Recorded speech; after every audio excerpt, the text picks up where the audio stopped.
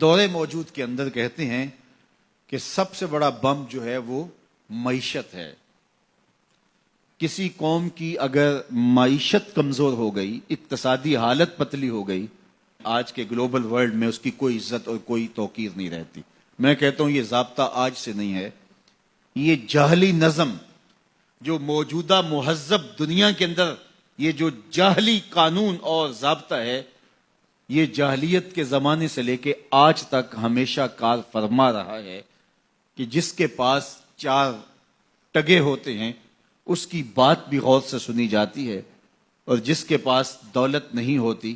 اس کی سمجھداری پر مشتمل باتوں کو بھی حفوات کہہ کے رد کر دیا جاتا ہے۔ اور اگر آپ کے گھر میں دانے ہیں تو آپ کے کملے بھی سیانے ہیں، اور اگر آپ کے پاس کچھ نہیں ہے اور آپ فصاحت و بلاغت کے امام ہیں تو آپ کی بات کی کوئی اہمیت نہیں ہے۔ عربی کا ایک شعر ہے کہ فصاحت و صحبان و خط و ابن مکلا و حکمت و لقمان و زہد و ابن ادہمی اذا اجتمعت فی المرء والمرء مفلس فلیس لہ قدر بمقدار درہمی۔ صحبان جیسی فصاحت ہو، ابن مکلا جیسا خط ہو، ابراہیم ادہم جیسا زہد ہو، اور لقمان جیسی حکمت ہو، اور یہ ساری چیزیں ایک وجود میں جمع کر دی جائیں، یہ ساری خوبیاں ایک شخص میں جمع ہوں، والمرء مفلس، لیکن وہ شخص ہو غریب، فلیس لہ قدر بمقدار درہمی، تو اس کا ایک کوڑی مل نہیں ہے۔ یہ دنیا کا ضابطہ ہے، یہ دنیا کا جھوٹا نظم ہے، اور شروع سے آج تک یہ قانون دنیا کا اندھا قانون کار فرما ہے۔ تو اگر آپ کے پاس دولت نہیں ہے، آپ کی معیشت مضبوط نہیں ہے، آپ اقتصادی حالت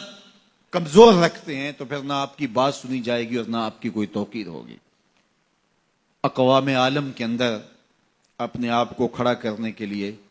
اپنی اقتصادی حالت آپ کو بہتر کرنی ہوگی، اور اقتصادی حالت بہتر کیسے ہوگی؟ دیانت اور سچائی کے ساتھ اگر آپ بڑھیں گے تو آپ کو رستے نصیب ہوتے چلے جائیں گے، اللہ آپ کی مدد کرے گا، اللہ آپ کی نصرت کرے گا۔ دیانت کے ساتھ اور سچائی کے ساتھ جو قومیں آگے بڑھی ہیں، وہ قومیں کافر بھی ہوں تو انہیں راستے ملے ہیں، اور دیانت اور سچائی کو جن قوموں نے چھوڑا ہے، چاہے وہ تہجد گزار بھی ہوں،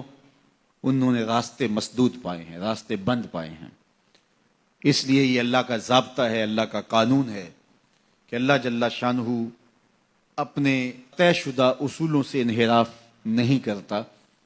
تو اگر ہم چاہتے ہیں کہ ہم آگے بڑھیں تو ہم سب کو دیانت کے ساتھ، سچائی کے ساتھ آگے بڑھنا ہوگا۔